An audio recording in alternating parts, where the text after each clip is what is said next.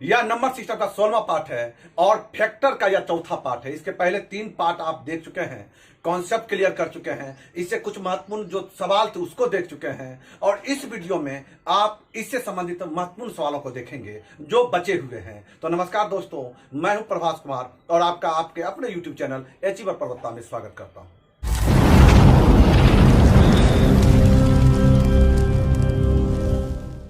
चलिए समय को बर्बाद नहीं करते हैं और प्रश्न की तरफ मुखातिब होते हैं। यदि आपके पास यह प्रश्न पत्र नहीं है तो आप टेलीग्राम चैनल अचीवर पर्वता में प्रभास सर पर जाएं और वहां से यह जो है इस प्रश्न पत्र का जो है आप पीडीएफ डाउनलोड कर लें। तो आइए पहले सवाल को देखते हैं। सवाल है पहला कि 24 के सभी गुणनखंडों का गुणनफल क्या होगा। तो आप जानते हैं, क्या जानते हैं, गुणनखंडों का गुणनफल बराबर होता है नंबर का घातांक कितना, नंबर ऑफ फैक्टर बाय 2। क्यों, काहे, कैसे, आप पीछे जाके देखिएगा, आपको सब समझ में आ जाएगा। पिछला वीडियो, जस्ट इसका पिछला पार्ट जो है एक कॉन्सेप्ट को क्लियर गया था और यहां पर इससे संबंधित महत्वपूर्ण प्रश्नों को लेकर है। तो 24 का क्या गो गुणनखंड होगा भैया।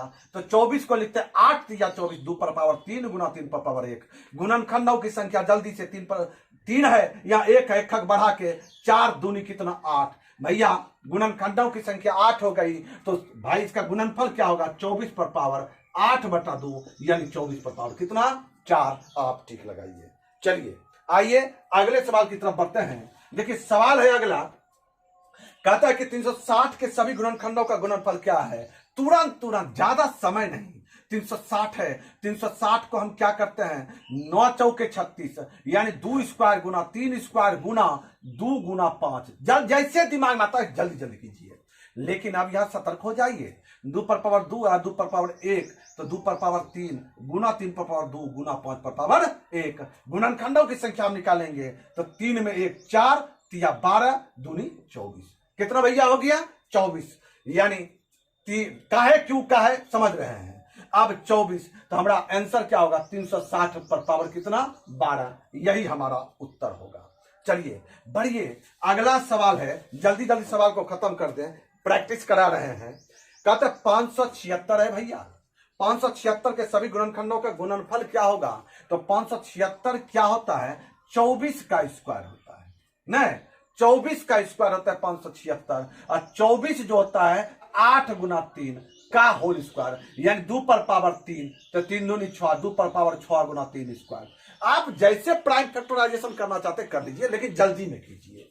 अब इसके गुणनखंडों की संख्या कितनी हो जाएगी, ये 7 दूनी 7 या 21 हो जाएगा। कितना हो जाएगा भैया, 6 है तो 7, 2 है तो 3, यानी 576 के गुणनखंडों की संख्या 21। तो हमारा आंसर क्या होगा, आंसर हो जाएगा 576 पर पावर 21 बटा कितना 2। लेकिन हम देखते ऑप्शन तो इस तरह का है ही नहीं, तो कोई बात नहीं। 576 को आप लिखिए 24 का स्क्वायर अब पर पावर 21 बटा कितना 2, ये करेंगे गुना करेंगे 2 कैंसिल हो जाएगा, आंसर बचेगा 24 पर पावर क्या 21। आप ऑप्शन ए में टिक लगाएंगे। आइए अगले सवाल की तरफ बढ़े। सवाल क्या है, सवाल है कि 64,800 है। 64,000 कितना है 800 के सभी गुणनखंडों का गुणनफल क्या होगा। तो 64,800 को जल्दी लिखिए 648 गुना 100। प्राइम फैक्टराइजेशन तो करना ही होगा। अब 648 का प्राइम फैक्टराइजेशन करते हैं, 2 तिया दूनी चौके 2 162 2 81 बार में 81 को लिखते हैं 3 पर पावर 4 यानी इसका हुआ 2 पर पावर 3 गुना 3 पर पावर 4 गुना 10 स्क्वायर यानी 2 गुना 5 का होल स्क्वायर तो 2 स्क्वायर 5 स्क्वायर। अब ये 2 यहां आ जाएगा तो हो जाएगा 2 पर पावर कितना 5 गुना 3 पर पावर 4 गुना 5 स्क्वायर। हमें लगता है यहां इतना समझाने की आवश्यकता नहीं है, आपने प्राइम फैक्टराइजेशन किया। अब गुणनखंडों की संख्या निकालने के लिए क्या सिखाया गया है कि आप उसके घातांक में 1 जोड़ते हुए गुना कर दीजिए। तो 5 है तो 6, 4 है तो 5 और 2 है तो 3, तो 6 पंचे 30 तिया कितना भैया 90। तो इसका क्या होगा, इसका जब गुणनफल करेंगे फैक्टर का गुणनफल गुणनखंडों का गुणनफल तो संख्या पर पावर क्या लिखेंगे, 64,800 का पावर होगा 90/2 यानी 45। हम देखते हैं ऑप्शन ए में है, आप टिक लगाएंगे। बढ़ते चलिए, सवाल है अगला और अब थोड़ा घुमावदार प्रश्न आ गया। आप एक तथ्य जानते हैं, मैं फिर रिपीट कर देता हूं। कि जितने भी पूर्ण वर्ग वाली संख्या मिलेंगे आपको, उन सभी का गुणनखंड जो होगा, उनके गुणनखंडों की संख्या विषम में होगी। क्लियर? हम महत्वपूर्ण तथ्य ये आप याद रखेंगे।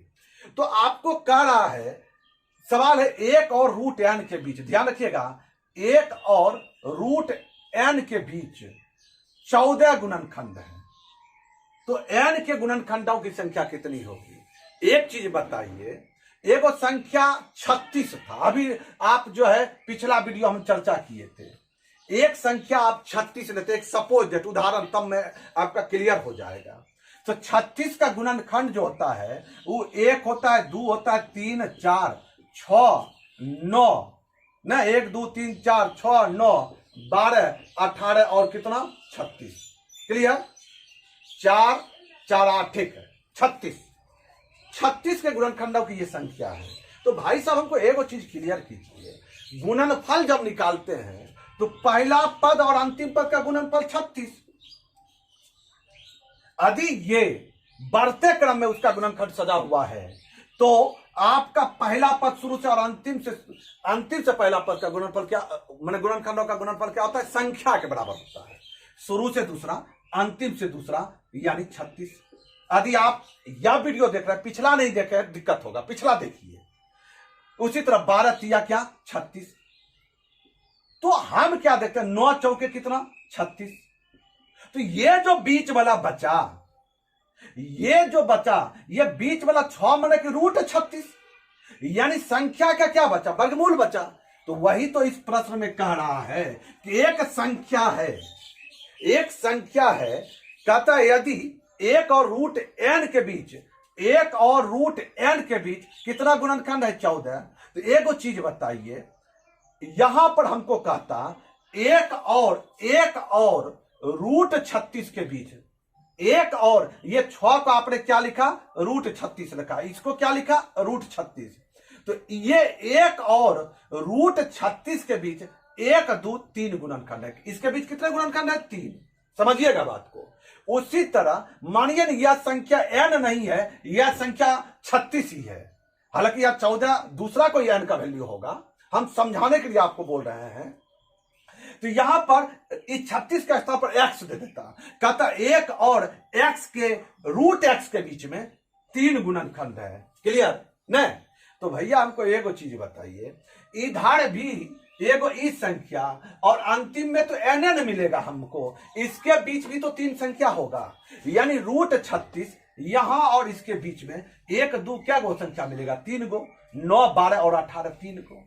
तो कुल क्या गो गुणनखंड होगा? गलती मत कर जाइएगा, 3, 3, 6 तो बोलबो कीजिएगा, लेकिन इसको भी गिनिएगा, ये भी गुणनखंड है और ये भी गुणनखंड है। तो 1, 2 और 3 इसको भी जोड़िएगा, यानी 6, 3, 9, यानी 36 के गुणनखंडों की संख्या कितनी होती है? 1, 2, 3, 4, 5, 6, 7, 8 और 9। तो प्रश्न को फंसाया, कहता है जो समझ गया उस सेकंड में चुटकी में हल कर लेगा। कहता है 1 और रूट n के बीच 14 गुणनखंड है, 14 गुणनखंड है। तो भैया हमको एक चीज बताइए, यहां पर यदि 14 है तो इधर भी यहां n, रूट n और n के बीच भी 14 गो होगा। जैसे यहां रूट 36 और 36 के बीच में 3 गो था, जैसे यहां 1 और रूट 36 के बीच में 3 गो था, तो यहां पर 1 और रूट n के बीच में 14 गो, तो रूट n और n के बीच भी 14 गो। तो हमारा कुल क्या गुणनखंड हो जाएगा? इसके बीच में जो है 14 गो, 1, 2, 3, 4 14 गो है, इसके बीच भी 14 गो है, तो 14, 14 28 गो तो हुआ, 7 ही 7, 28, 29, 31 और 1, 31। ये भी हमारा क्या है? फैक्टर ही है, गुणनखंड ही है, यानी 18 का ऑप्शन किस में टिक लगाएंगे? सी में टिक लगाएंगे, आपका सही उत्तर 31 होगा।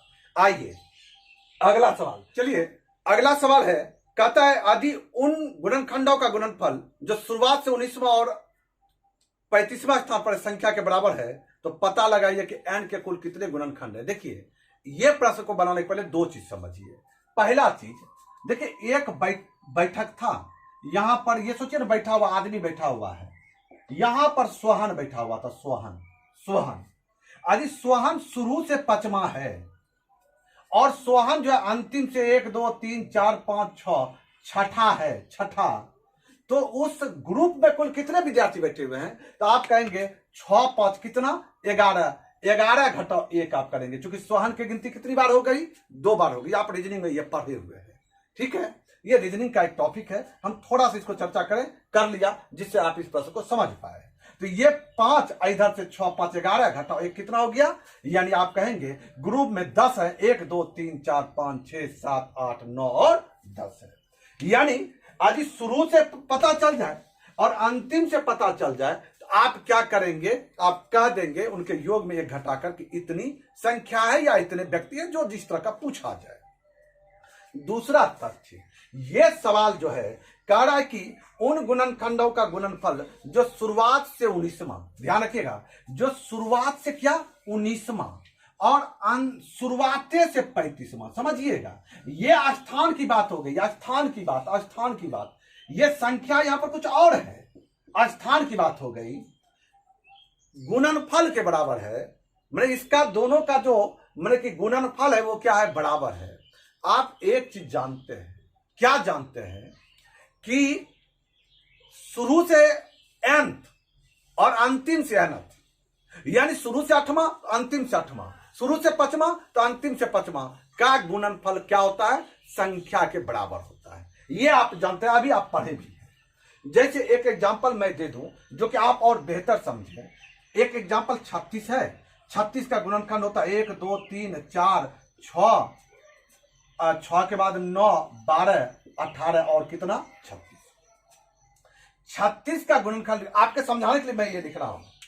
और यदि कह दे कि एक संख्या पता नहीं, ये n एक संख्या है, समझाने के लिए मैं n 36 लिख दिया हूं। और n के जितने भी गुणनखंड है ना, उसमें से शुरू से चौथा, शुरू से क्या? चौथा। जैसे यहां कहा दिया शुरू से 19वां, इसी तरह मैं कह रहा हूं शुरू से चौथा। और शुरू से ही कितना? शुरू से ही छठा। देखिए, मैं शुरू से 7वां नहीं बोलूंगा, शुरू से 7वां बोलूंगा क्या? नहीं बोलूंगा, शुरू से छठा बोल रहा हूं। कहेंगे क्यों? तब ये ना क्या हो जाएगा, ये 1 2 3 4 5 6, ये शुरू से छठा क्या है? 9 है, 9 चौके 36 हो रहा है। यानी प्रश्न को तो अरेंज करके देगा, सजा के देगा ना। यानी हम बोलना क्या चाह रहे हैं कि हम ये बात जानते हैं कि शुरू से यदि 8वां है, यानी शुरू से यदि चौथा है तो अंतिम से भी चौथे होगा। यानी शुरू से यदि गुणनफल बड़ा है किसका? शुरू से 19वां और शुरू से 35वां का गुणनफल बड़ा है। इसका अर्थ शुरू से जो 35वां है, जैसे यहां जो शुरू से छठा है, वो अंतिम से निश्चित रूप में चौथा होगा। यानी ये अंतिम से निश्चित रूप में क्या होगा? 19वां होगा। मेरी बात को यदि नहीं समझ पाए तो मैं फिर रिपीट कर दूं, क्योंकि देखिए हम जानते हैं जो शुरू से चौथा है वो अंतिम से भी चौथा होगा, तब यह गुणनफल बराबर होगा। लेकिन आप यहां पर कह रहे हैं कि शुरू से 19वां और शुरुए से 35वां, तो हम कहेंगे जो शुरू से 35वां है ना, वो अंतिम से 19वां होगा। या हम ये कहेंगे कि जो शुरू से चौथा है, जो शुरू से, यहां देखिए, ये जो शुरू से चौथा है, 4 शुरू से चौथा है, वो अंतिम से छठा होगा। यानी जो शुरू से 19वां है वो अंतिम से क्या होगा? 35वां होगा। आप दोनों में से कुछ एक बोलिए, तब आपका क्या होगा? कुल गुणनखंडों की संख्या ज्ञात हो जाएगी। यानी 35, शुरू से जो 35वां और अंतिम से 19वां, तो 35 जोड़ 19 में क्या कीजिएगा आप? 1 घटाइएगा, तो आपका 9 5 14 4 बकरा 54 घटाओ कितना होगा? 53 में आप ठीक लगाएंगे। तो आप ये उदाहरण मैंने दिया, आप इस तरह क्या कीजिए? सजा कर आपने देखा, आपको यह प्रश्न सजा के दिया था, आपने बनाया। अब आगे बढ़ते हैं अगले सवाल को। अगला सवाल है कि 225 से कम प्राकृत संख्याओं में से कितने संख्याओं के विषम गुणनखंड है? तो अरे भैया आप पढ़ चुके हैं, यानी ऐसी संख्याएं जिनके गुणनखंडों की संख्या विषम होगी वह निश्चित पर पूर्ण वर्ग वाली संख्या होगी। तो आप घुमा के काहे बोल रहे हैं? आप सीधा बोलिए ना, 225 से कम कितना संख्या है जो पूर्ण तया वर्ग वाली संख्या है? तो हमको एक चीज बताइए, तेजी मुड़ाइए। 225 जो है, 225 से कम बोला है, 225 का वर्गमूल होता है 15। तो 15 से कम क्या गो संख्या? 14 गो। ठीक लगाइए, सेकंड में खत्म कीजिए। आप यदि जानते हैं तो रीजनिंग जीके की तरह बनाइएगा। नहीं, 15 225 होता है, 225 से जस्ट नीचे कितना 196 नहीं।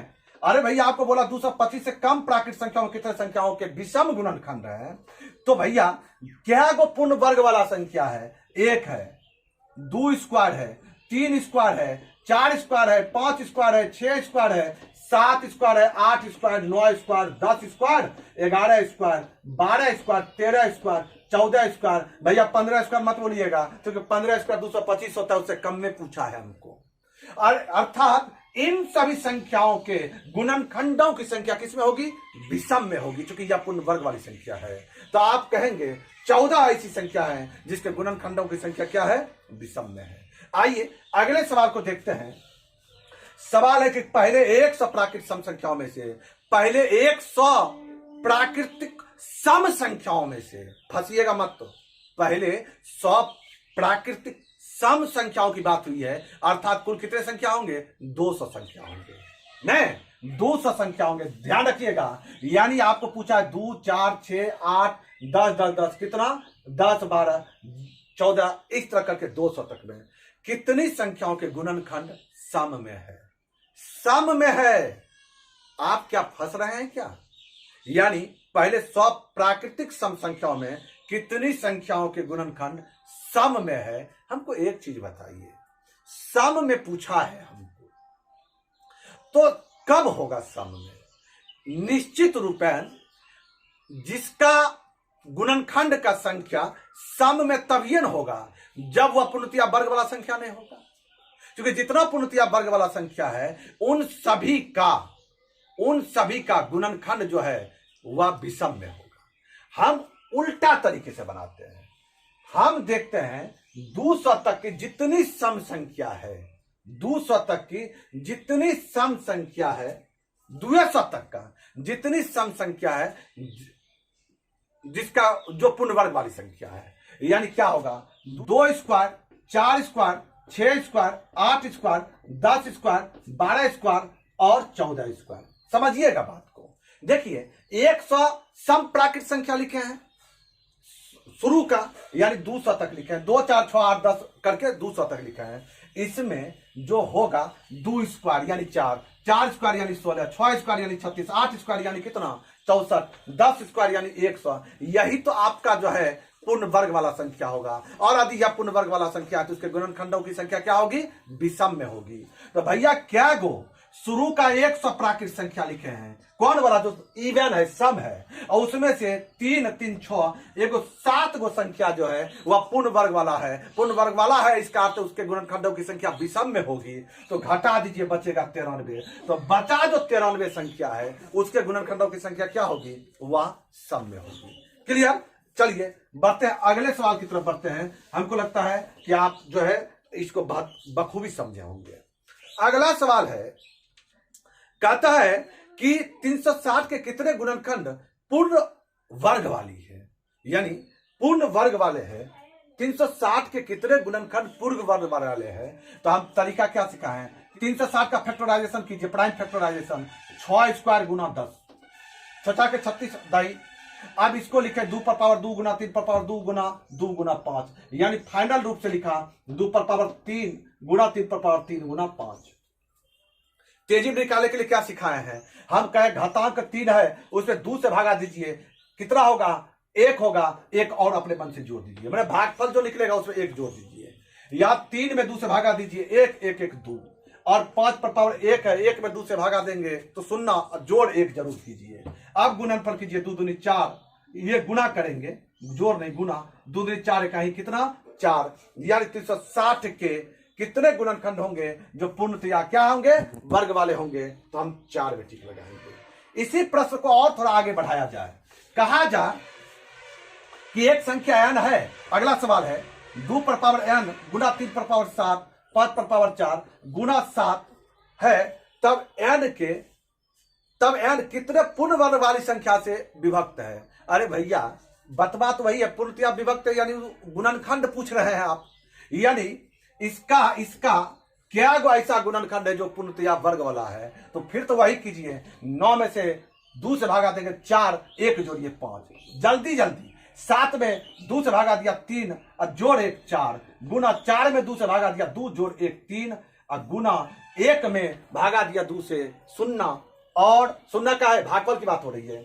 और उसके बाद आप क्या बोल रहे हैं, उसके बाद जो है 1 जोड़ रहे हैं 1, 5 के 20 तिया 60, आप किस में टिक लगाएंगे, 60 में टिक लगाएंगे, आप 60 में टिक लगाएंगे, आप उत्तर। चलिए अगला सवाल है कि 2 पर पावर 4 गुना 3 पर पावर 5 गुना 10 पर पावर 4 के कितने गुणनखंड पूर्ण वर्ग के हैं जो 1 से अधिक है। देखिए 2 तरीके से आपको फंसाया है, हड़बड़ी में गलती मत कर जाइएगा। ये 10 भाज्य संख्या है, हमको प्राइम फैक्टराइजेशन करना है। प्राइम फैक्टराइजेशन जिसका आधार क्या हो, हमारा प्राइम हो, यानी अभाज्य हो। यानी हम इसको लिखेंगे 5 दूनी, यानी 5 पर पावर 4 गुना 2 पर पावर 4। अब इसको 2 पर पावर 4 तो यहां क्या हो जाएगा, 2 पर पावर 8 हो जाएगा, ये खत्म। अब हल कीजिए, 8 में भागा देंगे किससे, 8 में भागा 2 से देंगे 4 और 1 5, गुना 5 में भागा देंगे 2 से 2 और जोड़ 1 3 और गुना 2 जोड़ 1 कितना 3, 5 तिया 15 तिया 45। यानी इसके ऐसे कितने गुणनखंड है जो पूर्ण वर्ग वाले हैं, 45। लेकिन कहता हुआ 1 से अधिक है, तो भैया इसमें तो 1 होगा ना, इसका जो 45 को गुणनखंड लिखेंगे उसमें 1 भी एक ऐसा गुणनखंड है। क्लियर, कहते हैं 1 से अधिक हो, यानी इसको हटा दीजिए, यानी आप किस पे टिक लगाएंगे, 45 में नहीं लगाएंगे, आप 44 में लगाएंगे। क्लियर है। तो अब अगला सवाल पर आते हैं। अगला कहता है, अगले सवाल पर आइए। सवाल कहता है क्या, सवाल है आपका 2 पर पावर 13 गुना 3 पर पावर 18 गुना 6 पर पावर 4 गुना 5 पर पावर 9 के कितने गुणनखंड हैं जो पूर्णतया वर्ग के साथ साथ क्या पूर्णतया घन भी हैं। देखिए थोड़ा सतर्क हो जाइए, 6 प्राइम फैक्टराइजेशन किया हुआ नहीं है, यानी 2 पर पावर 13 गुना 3 पर पावर 18 गुना 2 पर पावर 4 गुना 3 पर पावर 4, 2 तिया 6 पर पावर 4 हो जाएगा ना, गुना 5 पर पावर 9। अब होगा 2 पर पावर 4 यहाँ 2 पर पावर 13 तो 2 पर पावर 17 गुना 3 पर पावर 18 यहाँ 3 पर पावर 4 यहाँ, तो 3 पर पावर कितना 22 गुना 5 पर पावर 9। कहता है वो पूर्णतया वर्ग के साथ साथ पूर्णतया घन होना चाहिए। तो भाई किसमें भाग देंगे, 6 से, तो 17 में 6 से भाग दिया तो कितना 2 और प्लस 1 तो 3 गुना ये 6 दूनी 18 6 दूनी 12 6 3 18 1 जोड़ेंगे तो 4 और यहां में 9 में 6 से भाग देंगे तो 1 जोड़ेंगे तो कितना 2, तो 4 तिया 12 दूनी कितना 24, यानी आपका सही उत्तर कितना होगा 24 होगा। अगला सवाल है, जल्दी जल्दी खत्म कीजिए। कहता है 2 पर पावर 9 गुना 3 पर पावर 3 गुना 5 पर पावर 4 गुना 7 पर पावर 3 के उन सभी गुणनखंड का योग बताएं जो पूर्णतया वर्ग वाला है। मैंने आपकी बार योग पूछा दिया, क्या पूछा, योग। तो गलती मत कीजिए, हड़बड़ाइए मत। देखिए यहां पर इसके लिए आप क्या कीजिएगा, 2 पर पावर 0 होगा अर्थात 1 होगा, जोड़ 2 पर पावर 2 होगा 4 होगा। शॉर्टकट में बोल रहे हैं क्योंकि आदि एगो हम सिखा दे रहे हैं, एगो पीछे सिखा चुके हैं, फिर तरह बोल देते हैं। 2 पर पावर 0, 2 पर पावर 1, 2 पर पावर 2, 2 पर पावर 3, 2 पर पावर 4, 2 पर पावर 5, 2 पर पावर 6, 2 पर पावर 7, 2 पर पावर 8, 2 पर पावर 9। लॉन्ग में हम तो 2 पर पावर 0 1 के को न लेंगे, जोड़ इसको नहीं लेंगे, 2 पर पावर 2 को लेंगे, 2 पर पावर 3 को नहीं लेंगे, 2 पर पावर 4 को लेंगे यानी 16 को लेंगे, नहीं 2 पर पावर 5 को नहीं लेंगे, 2 पर पावर 6 यानी 32 को लेंगे, 2 पर पावर 7 को नहीं लेंगे अर्थात 2 पर पावर 8 को लेंगे यानी 64 को लेंगे, और 2 पर पावर 9 को नहीं लेंगे। समझ गए। इसी तरह गुना, इसमें किसको लेंगे, 3 पर पावर 0 यानी 1 को लेंगे, जोड़ 3 पर पावर 2 यानी 9 को लेंगे। इसमें हम किसको लेंगे, गुना, इसमें लेंगे 5 पर पावर 0 यानी 1 जोड़ 5 पर पावर 2 यानी 25 और जोड़ 5 पर पावर 4 यानी 625 को लेंगे। इसमें हम किसको लेंगे, गुना 7 पर पावर क्या है हमारा 3 है यानी 7 पर पावर 0 यानी 1 को लेंगे और जोड़ 7 7 49 को लेंगे। अब देखिए इसी चीज को ये हमारा जीपी फॉर्म में आ गया, ज्योमेट्रिक प्रोग्रेशन में आ गया। अब ज्योमेट्रिक प्रोग्रेशन में आ गया तो आप जानते हैं होता है a इंटू आर पर पावर n-1 बटा r-1। आप यहां पर यह भी जानते हैं जहां a पहला पद होता है, r जो होता है रेशियो होता है, दूसरा पद बटा पहला पद होता है, n दी गई कुल संख्या होती है। तो जो तेज तर्रार स्टूडेंट होगा वो तो यहीं से इतने को में समझा होगा, और 2 पर पावर 9 है, 2 पर पावर 9 है तो क्या गो हमारा संख्या होगा, 9 में 2 से भागा देंगे 4 और जोड़ 1 कितना 5 का 2 पर पावर शून्यों का गिनती करना है, तो n का वैल्यू हो गया 5। ए क्या है, ए तो पहला पद 2 पर पावर शून्य अर्थात 1 के होगा, ए 1 ही होगा, और आर जो होगा पहला और दूसरा का रेशियो क्या है 1 है और अगला है 4, यानी 4/1 4 का रेशियो होगा। तो उस तेजी में इतना माथापच्ची नहीं करेगा, वो कहेगा इसको लिखेगा, कैसे लिखेगा, उसको लिखेगा ए, कोई फर्क नहीं पड़ेगा 1 के होगा। तो यहां पर क्या होगा, यहां पर होगा, तो यहां पर रेशियो क्या है, यहां पर रेशियो 4 का है तो होगा 4 पर पावर क्या 5, सतर्क रहिएगा, घटाओ 1/4 घटाओ 1। तो इतना हम माथा पच्ची ना करते हुए 4 पर पावर 5 घटाओ 1/4 घटाओ 1 करेंगे गुना। इसी तरह यहां पर 9 1 10 हमारा संभव है निकालना, गुना ये 625 है 25 650 गुना 50, इसको आप हल कर दीजिए, वही आपका क्या होगा उत्तर होगा। देखिए सिर्फ हम ये आपको प्रैक्टिस करा रहे हैं, आपका जरूरी नहीं है कि कंपटीशन में इस तरह का सवाल इतना लेंथी प्रोसेस वाला देगा, ठीक है। बढ़िए, सिर्फ आप सीखें, इसके लिए मैंने इस प्रश्न को रखा। आइए अगला सवाल क्या, अगला सवाल है 360 के कितने गुणनखंड पूर्णतया घन वाला है, बना लीजिए। 360 का प्राइम फैक्टराइजेशन कीजिएगा, 9 चौके 36 यानी 3 स्क्वायर गुना 2 स्क्वायर गुना 10 यानी 2 गुना 5, तो होगा कितना 2 पर पावर 3 गुना 3 पर पावर 2 गुना कितना 5 पर पावर 1। तो आपको एक चीज बताइए, घन के लिए तो घातांक 3 होना चाहिए, उसका 3 का गुणज होना चाहिए, शून्य वाला का भी गिनती करते हैं, तो हम घातांक में किससे भाग देंगे 3 से भाग देंगे, एक और जोड़ेंगे 2 गुना यहाँ पर शून्य 2 में 3 से भाग देंगे 0 और 1 जोड़ेंगे 1, और यहाँ पर 1 में भाग देंगे 3 से 0 और जोड़ 1 2 1 1 और 2 1 2 1 2, ये 360 का मात्र 2 वैसा गुणनखंड होगा जो पूर्णतया क्या होगा घन वाला होगा, ठीक है। अगला सवाल है, आइए अगला सवाल है कि 2 पर पावर 9 गुना 3 पर पावर 4 गुना 5 पर पावर 4 गुना 7 पर पावर 3 के उन सभी गुणनखंडों का योग बताएं जो पूर्णतया घन वाला है।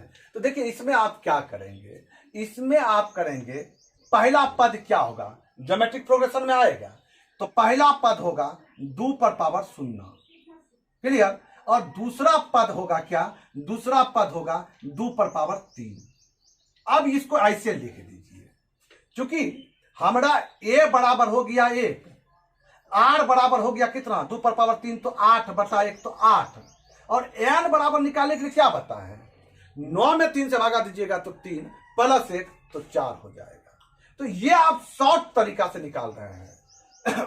इसी तरह आप गुना इसको करेंगे, इसके लिए क्या होगा, इसके लिए यदि देखिए कम में है तो आप इस तरह भी लिख सकते हैं 3 पर पावर 0 और 3 पर पावर 3, हम उतना ज्यादा ज्योमेट्रिक प्रोग्रेशन में कहे जाएंगे, यानी ये हो जाएगा 3 पर पावर 0 1 और जोड़ 27, यानी इसका होगा 28, कितना होगा गुना 28, इसका निकालना पड़ेगा, थोड़ा बड़ा है।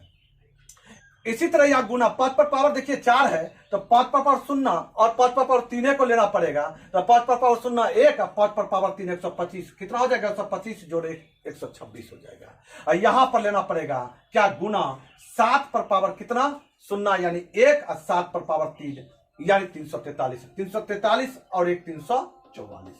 तो इसका ज्योमेट्रिक प्रोग्रेशन में कर लीजिए और उसका लिख के क्या कीजिए गुना कर दीजिए, वही आपका क्या होगा उत्तर होगा। देखिए कंपटीशन में यदि इतना बड़ा दे देगा हो सकता है या यूनिक डिजिट का प्रयोग करते हुए ऑप्शन दे दे, ठीक है, कुछ ना कुछ आपको हेल्प करेगा। तो ये आप इस तरह का सवाल देखें।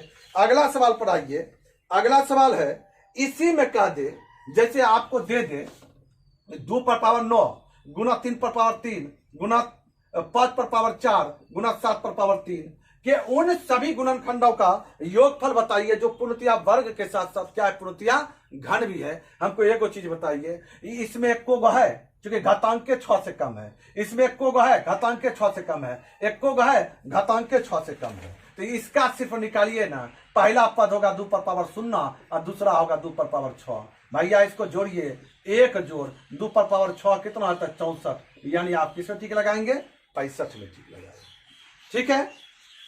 चलिए आखिरी सवाल को देखते हैं।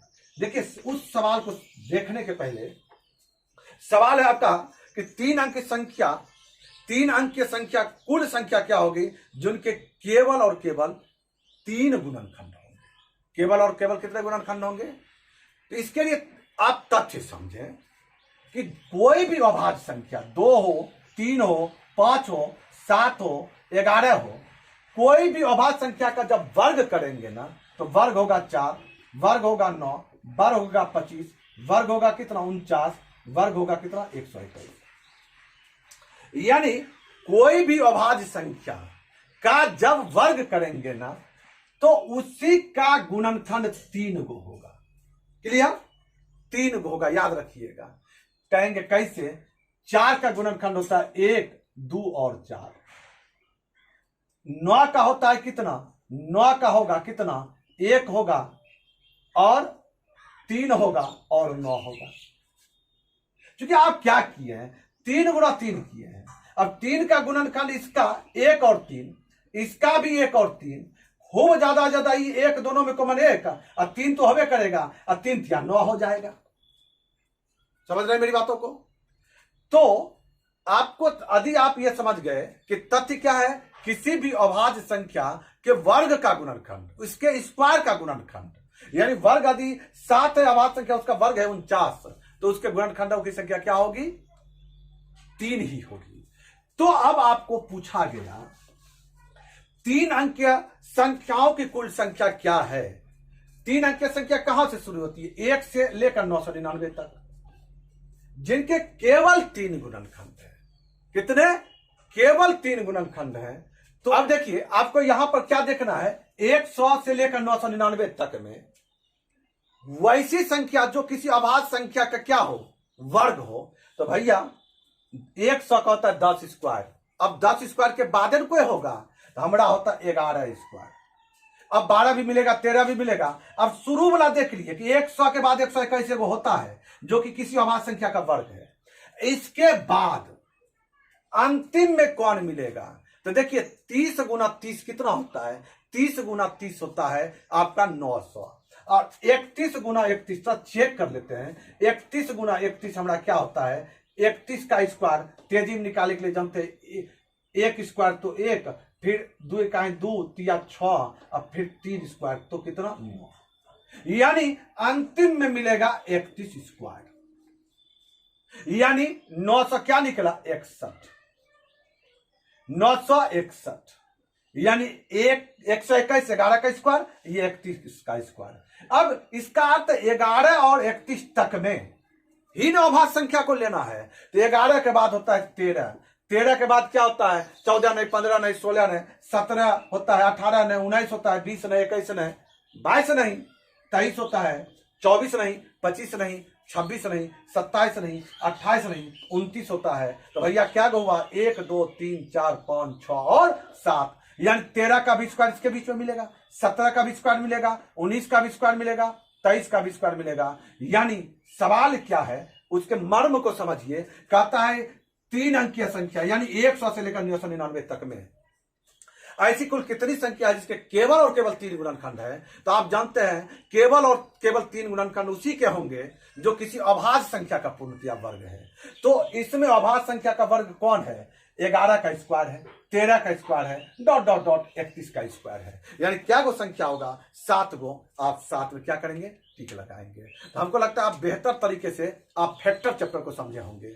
अब हम आगे कुछ अलग चैप्टर को लेकर आएंगे, अर्थमेटिक प्रोग्रेशन, ज्योमेट्रिक प्रोग्रेशन और जो है एपीजीपी और एसपी पर बात करेंगे। आप जो है इस वीडियो को बेहतर समझे होंगे, देखे होंगे, और यदि आप समझे हैं, अच्छा लगा है तो लाइक कीजिए, सब्सक्राइब नहीं किया तो सब्सक्राइब कीजिए, ठीक है। और जो दोस्त है आपके उस तक भी आप इस वीडियो को जरूर पहुंचाइए। तो आपका इस वीडियो में बने रहने के लिए दिल से बहुत बहुत धन्यवाद। मिलते हैं अगले वीडियो में।